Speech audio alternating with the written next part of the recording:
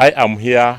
I've been to the area in order to coordinate the operation that is ongoing with the officers who are already on the ground to ensure that normalcy is returned. Here with me is the regional police commander, who will live here also to coordinate in coordination with the county security team to ensure that all those herds that were stolen were recovered.